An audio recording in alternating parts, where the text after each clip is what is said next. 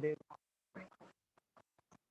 ठीक है, so actually prism है क्या? Prism is a transparent medium whose refracting surfaces are not parallel but are inclined to each other. तो एक तरीके का ट्रांसपेरेंट मीडियम है जिसमें कि दो रिफ्रैक्टिंग सरफेसेस आपको मिल जाती हैं and these refracting surfaces are not parallel to each other, है ना। इंपॉर्टेंट बात क्या है कि prism have the property to change the direction of light. By using a prism you can change the direction of the incident light ray. ठीक है, इसके बाद कुछ एग्जांपल्स भी हमने डिस्कस किए थे लास्ट क्लास में। साथ ही मैंने आपको ये सिखाया था, now this is the how the refraction take place. ठीक है, how the refraction take place through a glass prism, ये मैंने यहाँ पर एक्सप्लेन किया हुआ है। तो आप ये ध्यान रखना कि इसमें जो लाइट यूज की जाती है वो मोनोक्रोमेटिक लाइट होती है।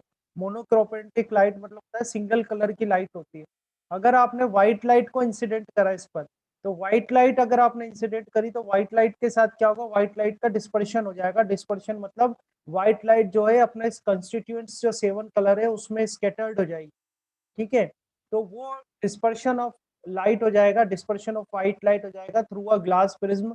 वो हम अलग से स्टडी करेंगे। ठीक है, यहाँ पर हम स्टडी कर रहे हैं how the refraction take place through the glass prism. Okay, तो before studying the how the refraction take place, उससे पहले हमने देखा था कि भाई टर्म्स कौन कौन सी है इसके अंदर। तो टर्म सबसे पहला तो प्रिज्म एंगल आ जाता है। प्रिज्म एंगल को कैपिटल ए से डिनोट करते हैं। प्रिज्म एंगल क्या होता है? It is the angle between the two non parallel refracting surfaces of the prism. जो ग्लास प्रिज्म है आपका, उस ग्लास प्रिज्म के जो नॉन पैरेलल रिफ्रैक्टिंग सरफेसेस है उनके बीच का जो एंगल होता है उसको एंगल ऑफ प्रिज्म कहा जाता है, और ए से उसको डिनोट करते हैं कैपिटल ए से, और इसी को प्रिज्म एंगल भी कहते हैं। ठीक है, इसके बाद मैंने पूरा आपको ये रे डायग्राम सिखाया था, और रे डायग्राम में मैंने आपको बताया कि इंसिडेंट एंगल क्या होता है, what is the incident angle, what is the emergent angle, what is the incident ray, what is the refracted रे and what is the emergent रे। ये सारा मैंने आपको एक्सप्लेन कर दिया है लास्ट क्लास में। देन अनदर एंगल जो हमारे पास है वो है एंगल ऑफ डेविएशन। तो देखो, जैसा कि हमने अभी थोड़ी देर पहले बताया कि भाई प्रिज्म जो होता है, prism can change the direction of incident light रे। जो इंसिडेंट लाइट रे है उसकी डायरेक्शन को चेंज कर देता है प्रिज्म। अब कितना चेंज कर रहा है, कितने एंगल से चेंज कर रहा है, वो उसका एंगल ऑफ डेविएशन कहलाता है। ठीक है, डेफिनेशन अगर देनी चाहे एंगल ऑफ डेविएशन की, तो डेफिनेशन अपन क्या देते हैं कि भाई it is the angle between the path of incident light रे एंड द इमर्जेंट लाइट रे। तो इंसिडेंट लाइट रे और इमर्जेंट लाइट रे के बीच का जो एंगल होता है उसको एंगल ऑफ डेविएशन कहते हैं। वो हमें बताता है कि जो इंसिडेंट लाइट रे है वो कितने एंगल से डेविएट हो गई है, कितने एंगल से डेविएट हो गई है, उसको एंगल ऑफ डेविएशन कहते हैं। फिर मैंने इंपॉर्टेंट जो कि आपकी 12th क्लास में भी है डेरिवेशन इसकी, तो मैंने आपको एक डिराइव करके बताया था फॉर्मूला एंगल ऑफ डेविएशन का। तो एंगल ऑफ डेविएशन का जो फॉर्मूला आ रहा है अपने पास, वो आ रहा है delta is equal to I plus E minus A. I जो होता है वो इंसिडेंट एंगल है, ई इमर्जेंट एंगल है, और ए जो है वो प्रिज्म एंगल है। तो यहाँ से हमने एंगल ऑफ डेविएशन निकाला था। एंगल ऑफ डेविएशन के बाद जो नेक्स्ट इंपॉर्टेंट हमने स्टडी करा वो था कंडीशन ऑफ नो इमरजेंस। ठीक है, हमने क्या स्टडी करा था? कंडीशन ऑफ नो इमरजेंस, कि जो लाइट रे इंसिडेंट तो हो रही है प्रिज्म में, पर दूसरा जो साइड है उससे बाहर ही ना निकले। तो दूसरा साइड जो है वहां से बाहर नहीं निकले, उसकी ये कंडीशन है, उसकी ये कंडीशन है भाई कि वहां पर क्या हो जाए, उसका TIR हो जाए। अब TIR मतलब होता है टोटल इंटरनल रिफ्लेक्शन। अब टोटल इंटरनल रिफ्लेक्शन अगर हो गया तो टोटल इंटरनल रिफ्लेक्शन के केस में क्या होगा, जो आपका इमरजेंट एंगल है, जो आपका इमरजेंट एंगल है वो कितना हो जाएगा, 90 डिग्री। अपन बिल्कुल बात कर रहे हैं ग्रेजिंग की, है ना। तो इमरजेंट एंगल क्या हो जाएगा आपका, 90 डिग्री हो जाएगा, या 90 डिग्री से ज्यादा हो जाएगा। ठीक है, अगर ज्यादा हो गया तो रे क्या हो जाएगी, देखो 90 डिग्री से ज्यादा हो गया तो रे क्या हो जाएगी, वापस अंदर आ जाएगी प्रिज्म के, जैसा कि मैंने यहाँ पर ये इस जगह आपको बताया था कि वापस प्रिज्म के अंदर आ जाएगी। तो अगर इमरजेंट एंगल हम ये लेके चले कि if the emergent angle is 90 degree, अगर इमरजेंट एंगल कितना है, 90 डिग्री है, तो उस केस में जो आपका इंसिडेंट एंगल है, जो कि हमारे इस केस में यहाँ पर क्या था, R2 था, तो हमारा R2 क्या होगा, क्रिटिकल एंगल के बराबर हो जाएगा। ठीक है, तो हमने ये कंडीशंस आपको बताई थी, this A is greater than 2 theta C, theta C यहाँ पर क्या था, क्रिटिकल एंगल था। तो हम इसके न्यूमेरिकल भी करेंगे, इसकी कॉन्सेप्ट एप्लीकेशन की जो एक्सरसाइज है वो एक्सरसाइज भी करेंगे, तो वहां पर ये क्वेश्चंस आएंगे आपके, तो आपको ध्यान रखना है। ठीक है, तो ये हमने स्टडी करा लास्ट क्लास में, है ना। अब यहाँ पर नेक्स्ट जो हम आज स्टडी करने वाले हैं वो है कंडीशन ऑफ ग्रेजिंग इमरजेंस। ठीक है, कंडीशन ऑफ ग्रेजिंग इमरजेंस। देखो यहाँ पर बात हो रही थी नो इमरजेंस की, मैं थोड़ा इसको रब करके आपको दोबारा बताता हूँ। यहाँ पर बात हो रही थी नो इमरजेंस की। नो इमरजेंस के केस में देखो ये रे जो है ये वापस प्रिज्म के अंदर आ गई।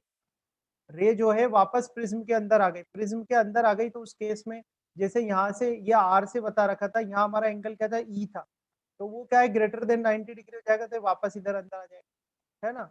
अब ग्रेजिंग की क्या कंडीशन होती है, ग्रेजिंग की कंडीशन होती है ये देखो बाउंड्री से टच, ये रे देखो आप, ये वाली जो फाइनल अपनी इमरजेंट रे है, ये रही अपनी फाइनल इमरजेंट रे। मैंने ग्रेजिंग मतलब आपको पहले भी समझाया था, ग्रेजिंग मतलब बिल्कुल इस सरफेस से रगड़ता हुआ ऐसी रे आए आपकी। तो इस केस में जो इमरजेंट एंगल है आपका, इमरजेंट एंगल कितना हो जाएगा, 90 डिग्री हो जाएगा। और इमरजेंट एंगल ई अगर 90 डिग्री हो गया तो R2 जो होगा आपका, R2 क्रिटिकल एंगल के बराबर हो जाएगा। ध्यान से देखना है ना, ध्यान से देखना, और हो सके अगर आपके मन में कोई क्वेश्चन है तो जरूर पूछना। तो यहाँ से देखो कंडीशन ऑफ ग्रेजिंग इमरजेंस, तो कंडीशन ऑफ ग्रेजिंग इमरजेंस का ये मतलब होता है ग्रेजिंग इमरजेंस में ये जो ई है, ई की वैल्यू कितनी हो जाएगी आपकी, 90 डिग्री हो जाएगी। TIR हो रहा है तो ई की वैल्यू 90 डिग्री हो जाएगी, और R2 की वैल्यू किसके बराबर हो जाएगी, क्रिटिकल एंगल के बराबर हो जाएगी। ठीक है, तो ये तो दो आपको ग्रेजिंग से आपको ये चीजें तो मिल जाएगी, है ना। अब देखो आगे बढ़ते हैं डेरिवेशन में। तो ई तो आपका 90 डिग्री हो गया, और R2 किसके बराबर हो गया, क्रिटिकल एंगल के बराबर हो गया। कौन सा इंटरफेस ले रहे हो आप, AC वाला इंटरफेस ले रहे हो, ठीक है। अब ये फॉर्मूला मैंने आपको कल लास्ट क्लास में बता ही दिया था कि इंपॉर्टेंट फॉर्मूला है, काम आएगा बार बार। ठीक है, तो A इज इक्वल टू क्या होता है, R1 + R2 होता है। ये मैंने आपको देखो यहाँ पर ये रहा, देखो ये रहा फॉर्मूला, ये मैंने आपको यहाँ डिराइव करवा दिया था। A इज इक्वल टू क्या होता है, R1 + R2 होता है, ठीक है। तो यहाँ पर A is equal to R1 + R2 रखा। अब आप जैसा देख ही रहे ग्रेजिंग की कंडीशन में R2 की वैल्यू क्या, क्रिटिकल एंगल के बराबर है, तो R2 की वैल्यू क्रिटिकल एंगल के बराबर कर दिया आपने, तो A इज इक्वल टू क्या आ गया आपके पास, R1 + C आ गया, है ना। अब ये लिख रहे हैं कि sine C is equal to 1/n। n क्या है भाई यहाँ पर, n ये जो ग्लास प्रिज्म है इसका रिफ्रैक्टिव इंडेक्स है। n क्या है, ये ग्लास प्रिज्म है, इसका रिफ्रैक्टिव इंडेक्स है।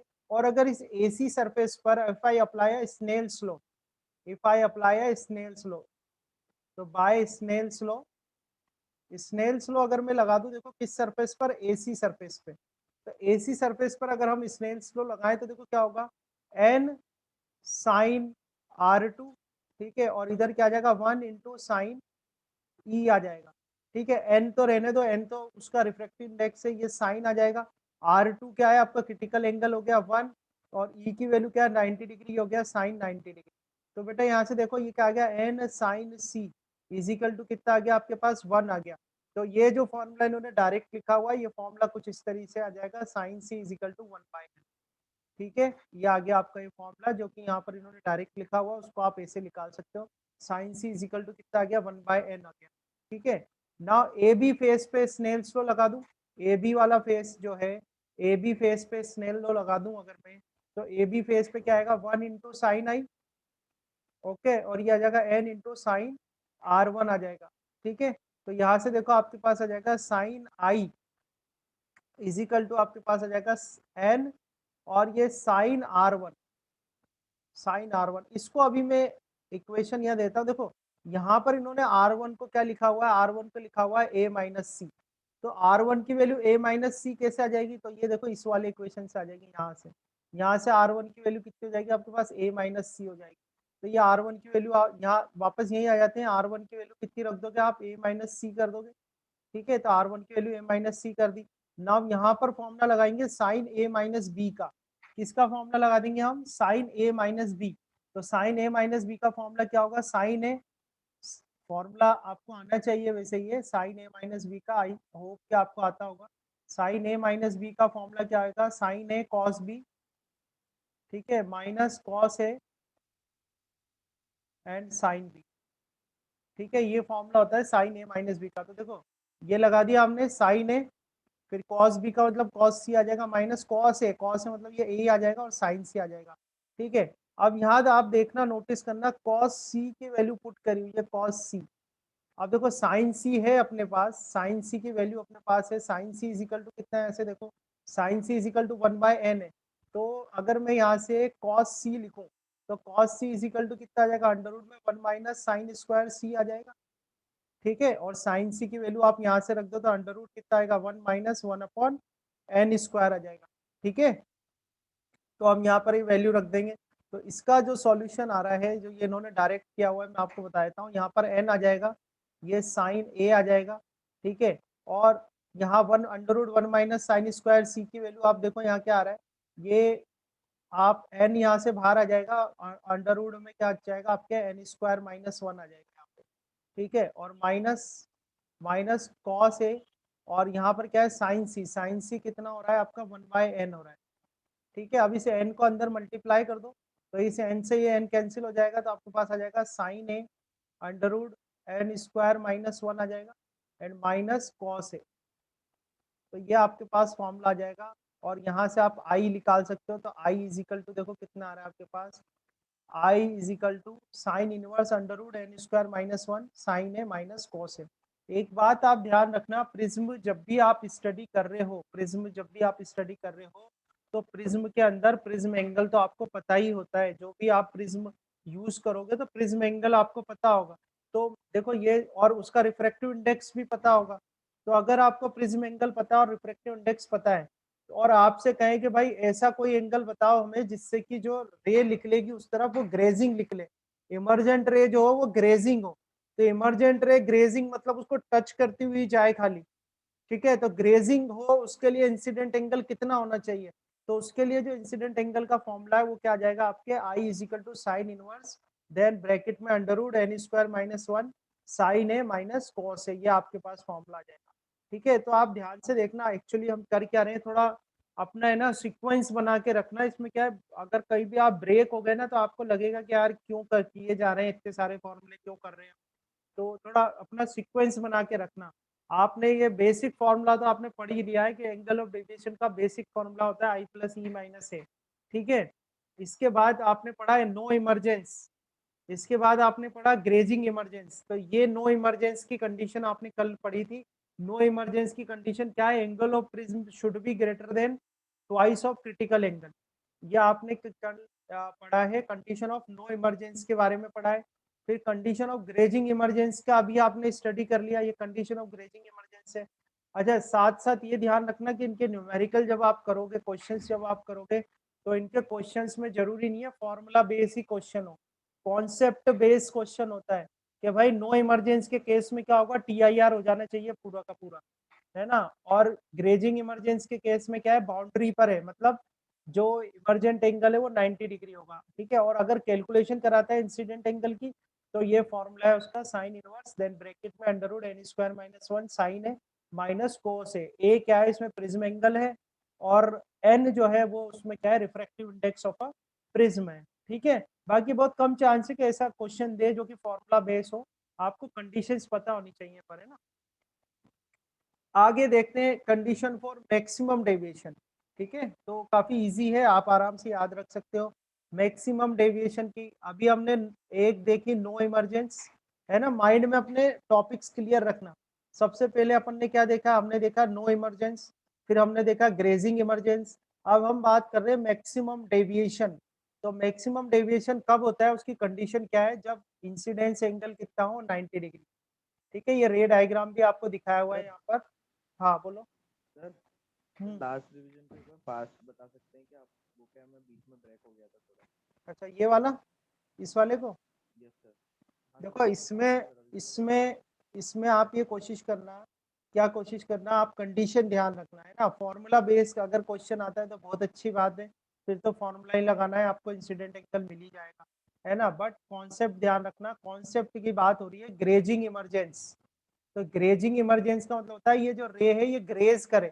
ग्रेज मैंने आपको पहले भी बता रखा है, टीआईआर के अंदर भी, जो सरफेस है उसको टच करती हुई आए, इस तरह से इसको बोलते हैं ग्रेजिंग, ठीक है। ये ग्रेज करे, तो ग्रेजिंग जो है, तो आप देखोगे कि ये जो सरफेस है आपकी एसी, यहाँ पर क्या हो रहा है, टीआईआर हो रहा है। तो टीआईआर देखो, ये अंदर वाला तो ग्लास है, बाहर वाला एयर है, तो डेंसर से रेयरर में जा रहे हैं। तो इंसिडेंट एंगल इस तरह से हो जाता है कि जो ये यहाँ पर रिफ्रेक्टेड एंगल है वो कितना आता है, 90 डिग्री। तो यहाँ पर रिफ्रेक्टेड एंगल अपन ने ई से बता रखा है, इमरजेंट से, तो ई क्या हो जाएगा, 90 डिग्री हो जाएगा। और ई अगर 90 डिग्री हो गया तो इस R2 की वैल्यू किसके बराबर हो जाएगी, क्रिटिकल एंगल के बराबर हो जाएगी। ई अगर 90 डिग्री हो गया तो R2 की वैल्यू किसके बराबर हो जाएगी, क्रिटिकल एंगल के बराबर हो जाएगी। ये तो हो गया इसका कॉन्सेप्ट, ये तो हो गया इसका कॉन्सेप्ट ग्रेजिंग इमरजेंस का। अब ये क्वेश्चन ये कर रहे हैं आगे कि भाई इंसिडेंट एंगल कितना रखा जाए कि यहाँ पर ओनली ग्रेजिंग इमरजेंस हो। तो इंसिडेंट एंगल का इन्होंने फॉर्मूला निकाला है जो कि बहुत आसान है निकालना। देखो ई आपका 90 डिग्री है और R2 क्या है आपका क्रिटिकल एंगल के बराबर है। ए का अपन ने फॉर्मूला ऑलरेडी निकाला हुआ है, A is equal to R1 plus R2 होता है ना। R2 की वैल्यू ग्रेजिंग इमरजेंस के लिए R2 क्या है क्रिटिकल एंगल के बराबर है। ग्रेजिंग इमरजेंस के लिए R2 की वैल्यू किसके बराबर है, क्रिटिकल एंगल के बराबर है। ठीक है, तो यहाँ से R1 इज इक्वल टू क्या आ गया आपका A माइनस सी आ गया। एक्चुअली हमें यहाँ पर ओनली प्रिज्म एंगल पता है और रिफ्रैक्टिव इंडेक्स पता है, तो हमें इसकी फॉर्म में इंसिडेंट एंगल का एक ऐसा फॉर्मूला निकालना है जो कि ग्रेजिंग इमरजेंस के लिए सेटिस्फाई करे। ठीक है, तो यहाँ पर आ गए साइन, ये मैंने आपको यहाँ निकाल के बता दिया। देखो यहाँ स्नेल्स लॉ लगाओगे ए सी के लिए तो आपके पास ही आ जाएगा sine C is equal to 1/n, और ऐसे ही ए बी के लिए लगाओगे स्नेल्स लॉ तो आपके पास ही आ जाएगा sine I is equal to n sine r, है ना। तो sine I is equal to n sine R1 आ गया, R1 की वैल्यू यहाँ से A माइनस सी रख देना। साइन सी 1/n कैसे आया सर? साइन सी यहाँ से कर लो ना, देखो ना ए सी पे लगा रहे हो ना आप, तो ए सी पे देखो एन एन इसका रिफ्रैक्टिव इंडेक्स है, तो n sine R2 is equal to 1 sine e आ जाएगा। ई कितना है आपका 90 डिग्री है, तो ई की वैल्यू 90 डिग्री रख दो। जब ई 90 डिग्री है तो R2 कितना है क्रिटिकल एंगल के बराबर है, तो R2 की वैल्यू क्रिटिकल एंगल रख देना। ठीक है, बस ये बात आ गया, sine C is equal to 1/n आया समझ में। Yes sir. ठीक है ना, बस अब आगे देखो क्या है, आगे कुछ नहीं करना है, ये साइन ए माइनस बी का फॉर्मूला लगा देना। साइन ए माइनस बी का फॉर्मूला लगाओगे तो देखो साइन ए कॉस सी, अब कॉस सी देखो कितना है, cos C is equal to कितना आ जाएगा under root 1 minus sine square C आ जाएगा। और साइन सी की वैल्यू कितनी है, देखो ये निकाला है आपने, साइन सी की वैल्यू 1/n है, तो ये 1/n स्क्वायर आ जाएगा। ठीक है, तो ये वैल्यू पुट कर देना तो फाइनल आपके पास ये आंसर आ जाएगा। आंसर मतलब फॉर्मूला आ जाएगा इंसिडेंट एंगल का, i is equal to sine inverse bracket में under root n square minus 1 sine A minus cos है। फिर अपन न्यूमेरिकल क्वेश्चंस भी करेंगे तो वहां पर और आपको क्लियर हो जाएगा। बाकी ट्वेल्थ में भी है आपके ये, तो आपको डेरिवेशन आनी चाहिए इसकी, है ना। तो ये है कंडीशन ऑफ ग्रेजिंग इमरजेंस, आए समझ में। ठीक है, तो यस सर। ध्यान रखना हमने क्या पढ़ा था, कंडीशन ऑफ नो इमरजेंस पहले पढ़ा है, फिर कंडीशन ऑफ ग्रेजिंग इमरजेंस पढ़ा है, इसके बाद हम स्टडी कर रहे हैं कंडीशन ऑफ मैक्सिमम डेविएशन। तो मैक्सिमम डेविएशन कब अचीव होगी वो ध्यान रखो आप, मैक्सिमम डेविएशन अचीव होती है जब इंसिडेंट एंगल कितना हो, 90 डिग्री हो। इंसिडेंट एंगल कितना हो बेटा, 90 डिग्री हो। तो देखो फॉर्मूला हमारे पास है, डेविएशन का फॉर्मूला क्या था मेरा, आई प्लस डेविएशन, देखो डेविएशन मैंने आपको सॉल्व करवा रखा है, ये रहा delta is equal to I plus E minus A. ठीक है, तो डेविएशन का फॉर्मूला क्या हो गया, आई प्लस ई माइनस ए। अब ये कह रहे हैं मैक्सिमम डेविएशन, तो delta is equal to delta maximum. तो मैक्सिमम डेविएशन कब होता है, जब इंसिडेंट एंगल कितना होता है, 90 डिग्री। तो इसको पुट कर दो तो डेल्टा मैक्सिमम का फॉर्मूला क्या आ जाएगा आपके पास, delta maximum is equal to 90 degree plus E minus A. तो एक फॉर्मूला तो आपके पास ही आ गया। अब एक फॉर्मूला देखो इन्होंने ये दे रखा है, e is equal to this, e is equal to sine inverse mu sine A minus theta सी।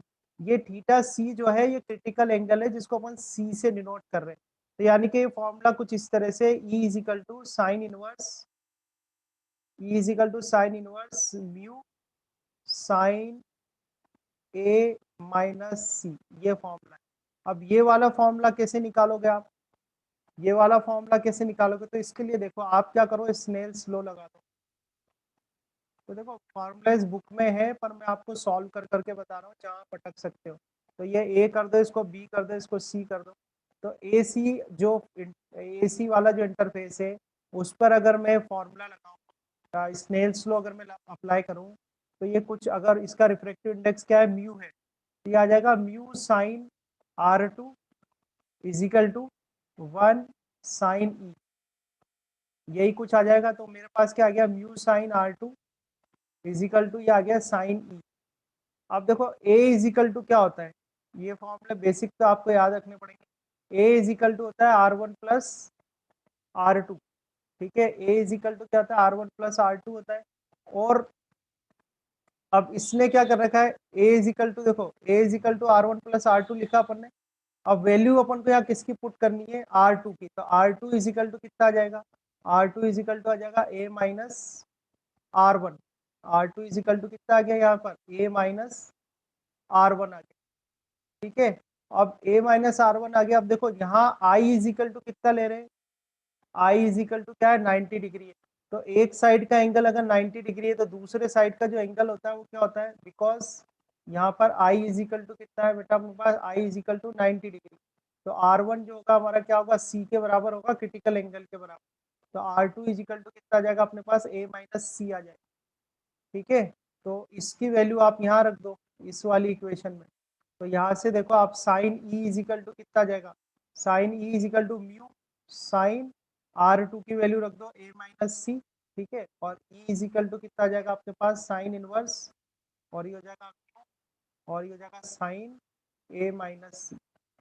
ठीक है, तो ये दोनों फॉर्मूले आपके इस तरह से हैं, है ना। तो कंडीशन ऑफ मैक्सिमम डेविएशन, तो कंडीशन ऑफ मैक्सिमम डेविएशन आप याद रखना क्या होता है, कंडीशन ऑफ मैक्सिमम डेविएशन होता है जबकि इंसिडेंट एंगल कितना हो आपका, 90 डिग्री हो। तो इंसिडेंट एंगल जब आपका 90 डिग्री होगा तो उस केस में जो डेविएशन होता है वो मैक्सिमम होता है। और मैक्सिमम डेविएशन की वैल्यू कितनी होती है, मैक्सिमम डेविएशन का जो फॉर्मूला हो जाता है 90 प्लस ई माइनस ए हो जाएगा।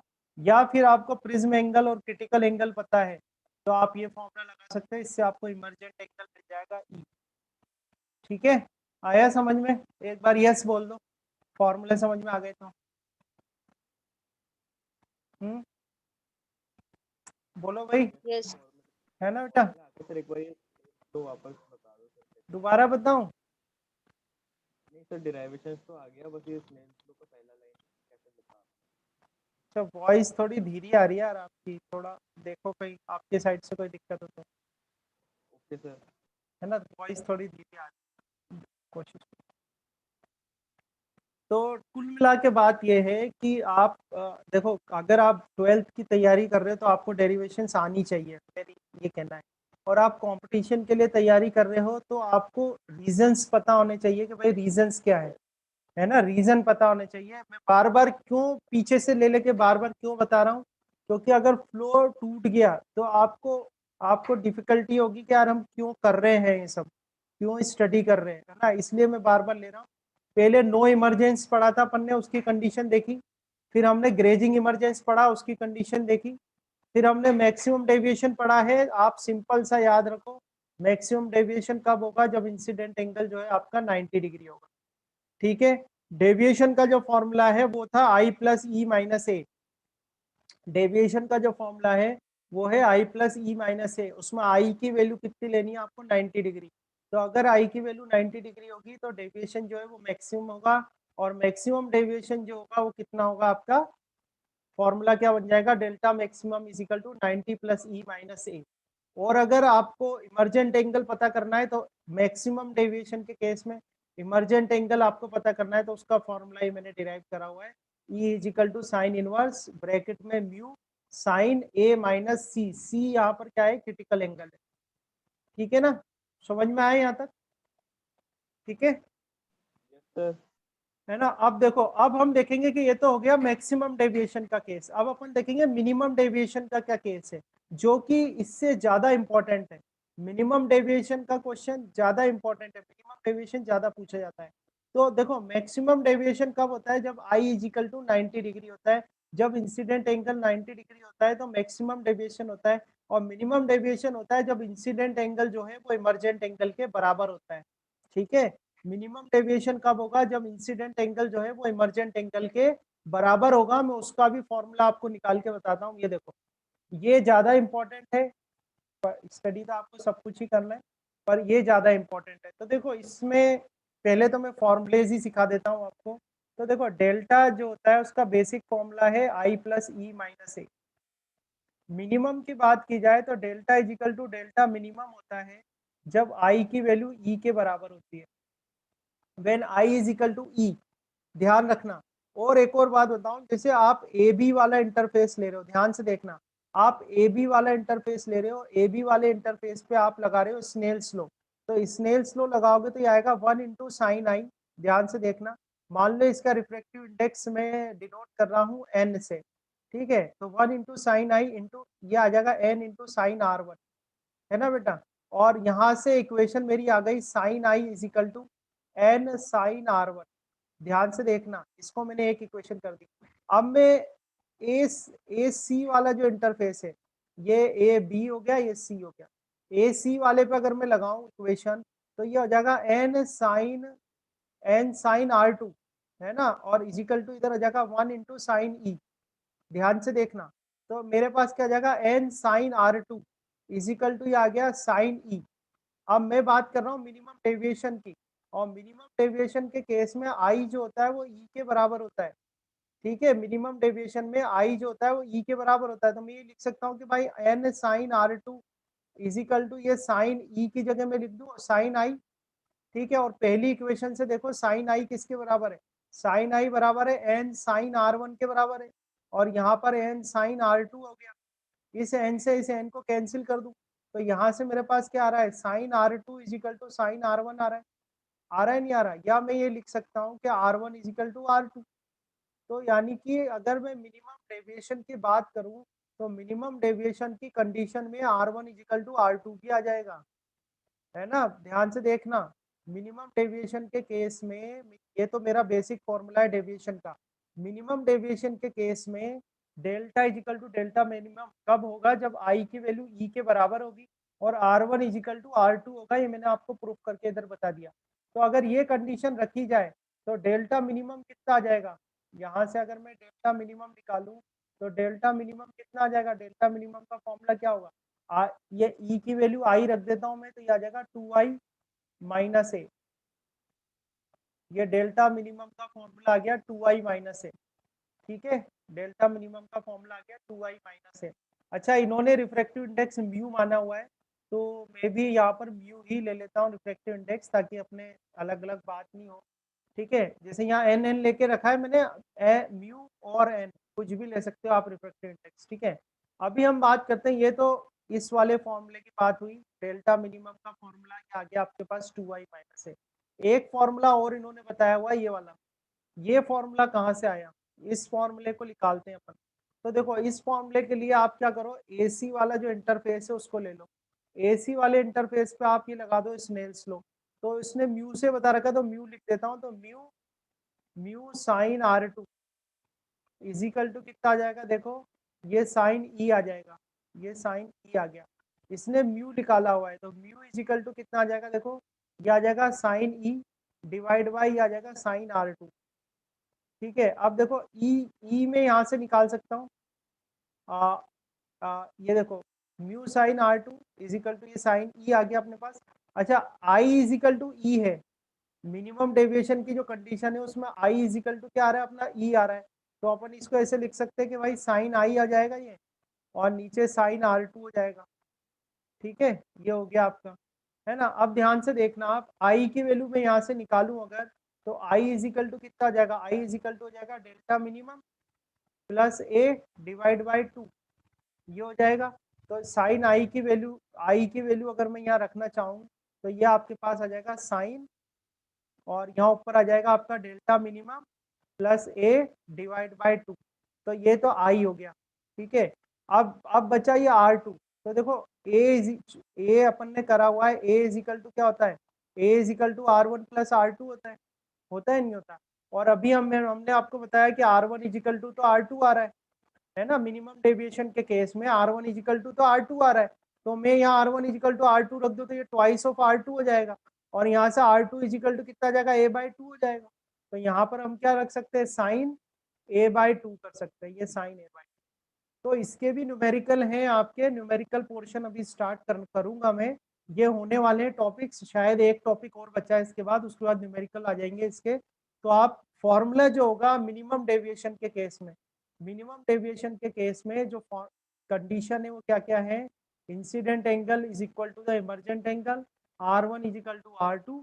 तो डेल्टा मिनिमम का फॉर्मूला आएगा 2i माइनस ए, ठीक है? और यहाँ ये स्नेल्स लॉ लगा के एक और फॉर्मूला आ जाएगा आपका sine delta minimum plus A by two, है ना? और ये साइन ए बाई टू, ठीक है? तो ये आपके पास फॉर्मूला है। इसके बाद आपको एक ग्राफ दिया हुआ है, ये ग्राफ किस किस के बीच का बना हुआ है, देखो डेल्टा के बीच का और आई के बीच का, ये आई के बीच का, ठीक है, डेल्टा और आई के बीच का एक ग्राफ बना हुआ है। तो देखो इस ग्राफ में क्या बताया हुआ है, तो variation of delta versus I, variation of delta versus I. तो ग्राफ को अगर आप ध्यान से देखो तो एक तो पॉइंट यहाँ, ये जो नोटिस करने वाला पॉइंट है जो कि अपन को ध्यान देना है, एक तो इस पॉइंट को आप नोटिस करो, और एक ये इसके इसके ऊपर कोई भी पॉइंट आपने लिया, ध्यान से देखना, इसके ऊपर आपने कोई भी पॉइंट लिया, इसको इसको ये ग्रीन वाले को 1 मिनट रहने दो, इसके ऊपर मान लो आपने ये पॉइंट लिया, ये वाले पॉइंट लिए, तो आप देखो for the single value of delta you will get 2 value of i. हो रहा है नहीं हो रहा, ग्राफ आता होगा आपको स्टडी करना।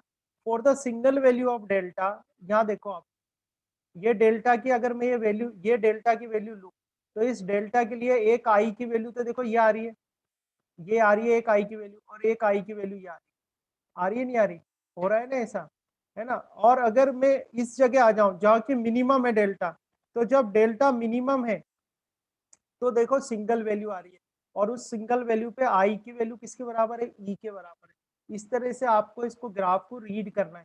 For the minimum value of deviation, for the minimum value of deviation this i is equal to e, i की वैल्यू ई के बराबर है और एक सिंगल वैल्यू है।